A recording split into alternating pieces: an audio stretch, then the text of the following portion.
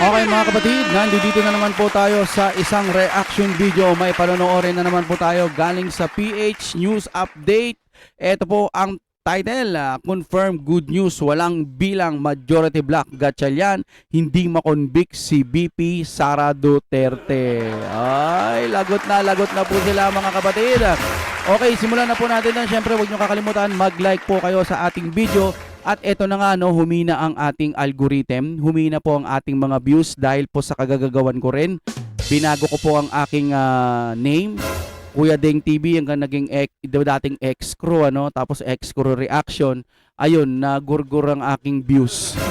Kung napapansin nyo, ang taas po ng ating subscriber, pero ganyan na lang po ang ating mga views dahil hindi tayo nare-recommend. Pero sa tulong po ninyo mga kapatid, para magtuloy-tuloy pa po lalo tayo, baka naman po. Maraming salamat. Nandiyan po ang ating GCash sa ibaba, ay sa ilalim. Sa taas pala, sorry. Ayan po mga kapatid, no? 0949, nandiyan na po. Kayo na po ang bahala mga kapatid sa mga solid na supporters po natin dyan. Maraming salamat po sa mga magbibigay. Thank you very much at magtuloy na po tayo. Wala po akong nakikitang ganyan. Kasi sa totoo lang, in a fair fight, yung mga ebidensya na pilit na ilalabas, kaya nakikita natin meron silang mga pinipilit na nilalabas na ebidensya o kaya meron silang pinipilit na ipasok na ebidensya na wala naman kinalaman sa impeachment pero sa tingin nila ay makakapanira kay Vice Presidente. Dahil kulang eh. It is... Biruin mo nga, di ba, yung anong tawag dyan? Yung sheriff, pinapatawag nila. Tapos pag hindi pupunta, mukhang gusto nilang ibendalo para lang makapunta. No? Wag naman po, wag ganun. Possible na, aminado na ang depensa na hindi nila makukuha yung boto na gusto nila. So ibababad na lang nila sa mga mapapanira nilang opinion, mga mapapanira nilang mga katanungan.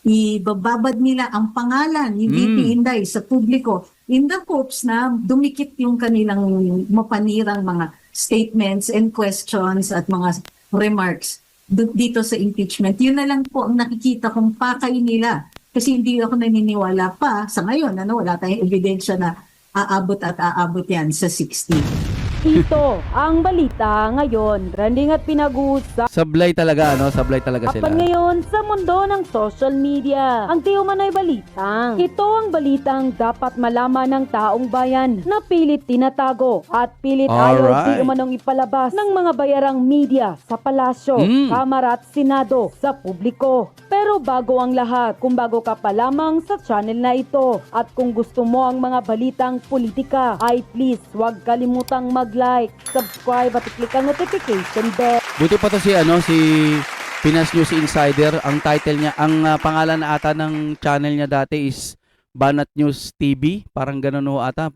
Kasi matagal ko na hong nire-reactionan ang kanyang mga video. Then nagpapalit siya pangatlong beses pa lang po ngayon kung sakasakali. Pero ako kasi, ang ginawa ko, halos magkalapit na buwan lang nung pinalitan ko. Kaya gurguran channel ko. Kaya yan, mataas po views niyan Pero ngayon, ganyan-ganyan na lang. Kaya wala tayong susweldoin. Yun ang nakakalungkot po mga kapatid. Kaya, kayo na po ang bahala. Okay? Here we go, tuloy. Para mas maging updated ka palagi sa lahat pa ng mga bagong video na i-upload namin. At ito na nga mga kababayan. Attorney Trixie Cruz Angeles, tila pinasag at tahasang sinampal ng katotohanan ang gobyernong ngagba ni Marcos Jr. At Majority Black Ocampo ni Win Gatchalian, tila walang sapat na 16 na boto para makonvict ang Vice President na si Sara Duterte at di umano'y tanim impeachment case si Vice President Sara Duterte. Mababasura lang umano pagdating sa Korte Suprema. Alam nyo kasi, ang tagal na, 'di ba, nung nakaraang taon magpasa hanggang ngayon. Pansin nyo ba? Lagi na lang pong highlights yung impeachment kay BP Sara. Tapos kay Marcoleta, kaya nagkaganyan si Marcoleta, kaya nila ginugurgur din. Kasi nga, yung impeachment din ni BP Sara at yung flood control, hindi siya sang-ayon sa mga nangyayari diyan at gusto niyang ilabas yung tunay at katotohanan. Anong ginagawa ng gobyerno? Ginugurgur nila yung mga mabubuting tao. Di ba? Okay, ito nyo, anong gagawin nila sa impeachment? May nakalagay dito. Ayan. Totoo ba na aabot sa 9 months? Sabi ko ng ganun. Kasi parang may tunog tayong ganun na balita. Sabi ng ganun dito, baka ang paglilitis ay 92 trials days ang inilaan, inaprubahan ng Senate Impeachment Court ang kabuuang 92 na araw para sa pagdinig. Hinati ito sa 62 na araw para sa panig ng prosecution. Bakit ganun? Pucha, ang tagal. Hindi pala 8 buwan, 62. So parang 2 buwan siya. 3 beses kada 1 linggo lamang ang pagdinig. Alam nyo kung tutuusin, ito, 3 beses lang sa 1 linggo, ang 92 trials days ay automatikong aabot ng hindi bababa sa 7 na buwan. Aray. Hindi naman kasi straight na araw-araw, kaya aabot ng 7 naman. Grabe naman na impeachment siya, no? Kaya siguro nila gagawin yan para maipagpatuloy pa sa susunod na taon, pasok pa rin yun. Kasi nga meron ng ban, di ba? Kaya gumawa sila ng paraan. Okay, tuloy-tuloy tayo mga kapatid. Ay, nako. Ito ng mga pagtitipon, nakilala po natin, ang INC, may una na po silang pahayag pagdating po dito sa impeachment. Kontra po sila sa impeachment, attorney. Maari ho bang maka-apekto rin po itong mga pagtitipon, itong mga rallying ito sa darating po na impeachment trial sa July 6? Posibleng Bukas dumami na, no? ang mga rally. Dahil nga po, ito yung isa sa mga rare occasions na ang mga tao tutol sa isang impeachment. Normally kasi yan, gusto natin malaman Curious tayo. Ito ba, mayroon bang ebidensya dito sa taong ito? At saka, bago na ihahain, bago na dadala sa Senado yung impeachable officer, marami nang nauna na negative publicity, marami nang yung mga katulad ng pangyayari na mayroong Committee on Good Governance, may Quadcom, may mga ganyan. Pero ito, dumaan nga si VP Inday sa pagkikilatis o inquiry sa House of Representatives, ang 1 toneladang negative publicity, araw-araw halos may Pansin nyo, kahit ginugurgur na nila si VP Sara, akala nila mare-reject si VP Sara ng mga kababayan natin. Pero lalo siyang minamahal, pansin nyo yun? Patuloy lang na mas maraming Pilipino ang hindi syunga-syunga. Konti na lang talagang may ayaw sa mga Duterte. Ikaw, gusto mo pa ba sa bangag administrasyon? Putsang corny mo, men. Bagong paratang kay Vice Presidente, ang daming vicious na mga trolls, pero tumataas pa rin ang trust and approval ratings. At marami... Palakpakan muna natin yan. Tumataas pa rin ang approval rating. Si PBBM at yung company niya, PBBM Camp, di ba? Gobyerno, habang sinisira nila ang Duterte, sila lalong lumulubog. Anong ebidensya? Di negative 15.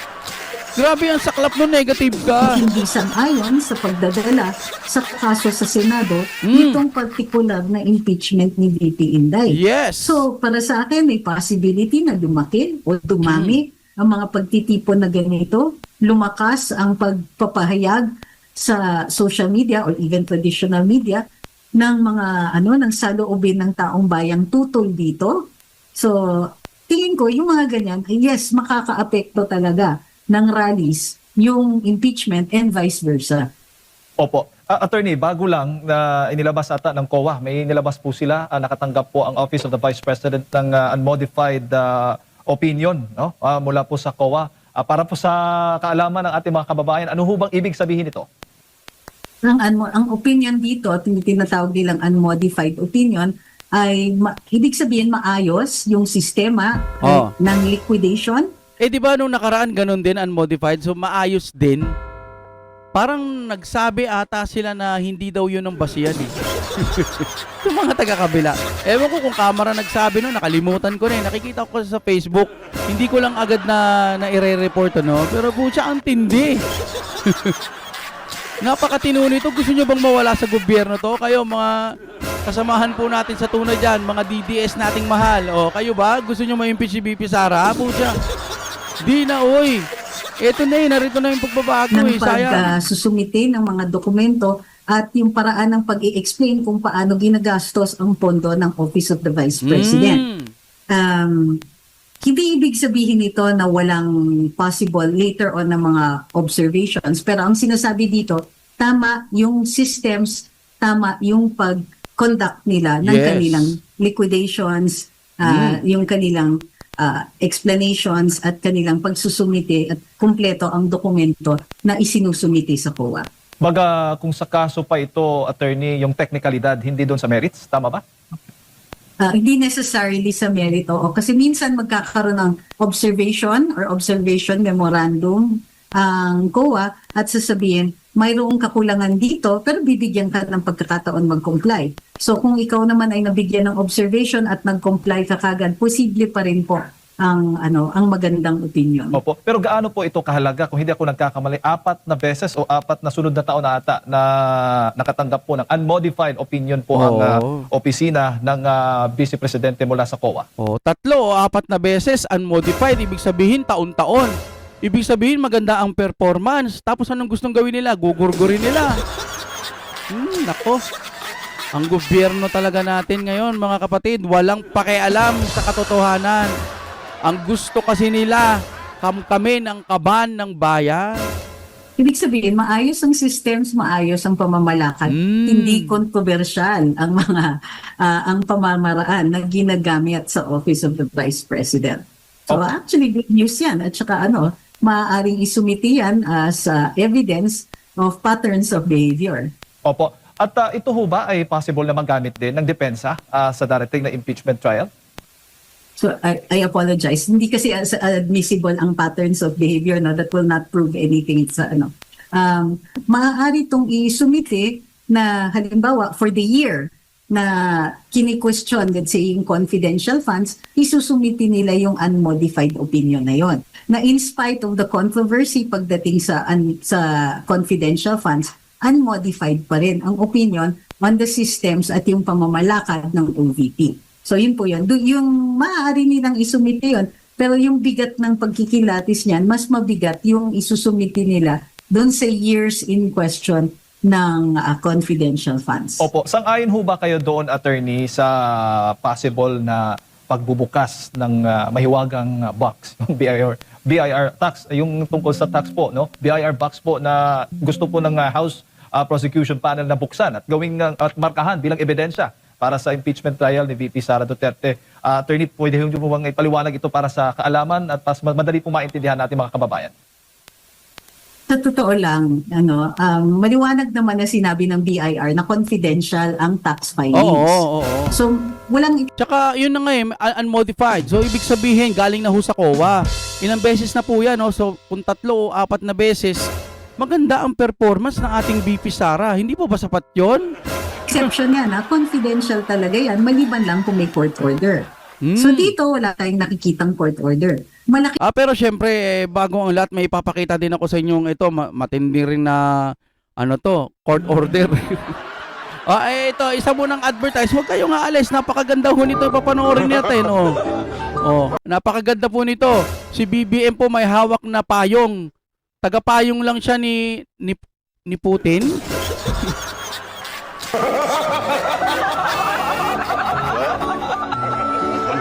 Tagapayong?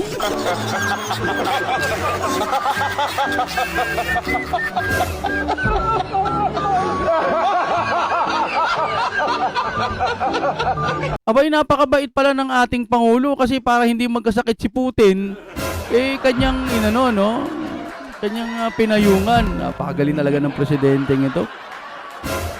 Samot-saring kahihiyan talaga. Pero gusto siguro niya yan Wala na siyang pride sa sarili niya Basta ang importante, sumusweldo sila sa gobyerno at yung bycam, minamagic nila. No? Tuloy tayo. yung kadramahan. Yung ilalagay ninyo, supposedly yung tax returns sa isang kahon, pero isisil nyo pa rin. Anong ibig sabihin yan? Parang, anong ipinapahiwatig? Kadramahan yan dahil pwede naman na yung tax returns ay isabina ng Senate. At sabihin, BIR, gusto namin makita yan dahil may discrepancy. Pero, or pwede rin humingi ang Senado ng court order alinsunod sa kanilang paglilitis sa impeachment. So, bakit mayroong box? Bakit mayroong mga tax returns na inilagay sa box pero selyado at hindi ipinapakita? Ito yung drama. Ito yung para makita ng mga tao, may alam kami, kaya kami ganito, kapursigido sa prosecution, may alam kami. Parang ganon ang nakikita. Puro pahiwati. Pero hindi po kasi ebidensya ang kahon. Hindi po ebidensya yung kadramahan. Ultimately, ang unang dapat i-resolve ng Senado ay kung pwede bang isumiti yan at mayroon bang basihan para hingin ng Senado ang mga dokumentong ito at kunin sa BIR. Kung ako ang Senado kasi, hindi ko pagtitiwalaan yung mga nakakahon na yan dahil dumaan na yan kung saan-saan. Ayun. Kumuha na lang sila ng official copy na nanggaling sa BIR subject to due process. Madam, bakit kayo ma'am, hindi kayo ginugurgur? Dahil matalino kayo, no? Marami kayong alam, sariling attorney na talaga, no? Yung mga sinasabi nyo, madam, hindi pa nila kayang isipin yun? Ibig sabihin, mag-explain Grabe, sila, no? dumaan sila sa hukuman, and undertake any other measures para legit yung pagkuha at tunay yung kukunin nila. Yung pagkakahon na ganyan, it's playing to the audience. It's yung parang para magmukhang tunay, para magmukhang mayroon silang ebidensya, ilagay natin sa kahon. Pero ang totoo niyan, kahit nga ilabas ninyo yung mga tax returns na yan, pag na-explain ni VP Inday yung sources of income that are legitimate na nag-a-appear doon sa kanyang tax returns, baliwala din po ang lahat yan. So they're in it for the drama in the hopes na ang maaalala ng mga tao ay yung drama, imbis na yung dismissal ng tax returns bilang ebidensya. Kasi ganito, no? Siyempre kapag mangmang yung mga taga-kabila, halimbawa, nandiyan dyan yung box na yon, no? Ewan ko, ano yung mga laman yan. Ayaw pa buksan. Kasi sige, buksan nyo. Ayaw buksan. Ngayon, sa mga mangmang, mga 80-80, isipin nila, ba't ayaw pa buksan? Siguro, talagang may laman yan, naka-anomalya, yung BP Sara ninyo. Yon. Yung image. So, yun ang maiiwan sa mga mata ng mga mangmang. Pero dun sa mga matatalino, sa bagay, marami naman ng excuse me po. Sa bagay, marami naman ng mga matatalino, di ba? Kaya hindi po sila nagiging 80-80. Dahil dun po, alam nila yung patungkol dun sa box. Sige, pag binuksan nyo yan, bang! Diba? Ibig sabihin na makakasuhan ata sila nun, di ba? Pero meron pa palang ibang way, gaya po ng sinasabi ni Madam Trixie. Ganun sana, di ba? Okay, hanggang dito na lamang tayo mga kapatid. Wala na tayong oras. Maraming salamat po sa inyong panonood. At syempre, pag nakaabot po kayo hanggang dito, huwag niyo pong kakalimutan mag-like sa ating video at mag-subscribe na rin po kayo. Libre po ang subscribe. Wala pong bayad dyan. Hindi gaya po sa Facebook, may bayad. At syempre, pagka kinikilig-kilig kayo ng konti dahil nga mahina ang ating views, dahil nasira, uulitin ko po, nandiyan po ang ating GCash. Maraming salamat po sa lahat po ng sumusuporta dito sa ating channel. Kahit po medyo na humihina yung, dahil nga nasira ang algorithm, na dyan pa rin kayo. Maraming salamat po.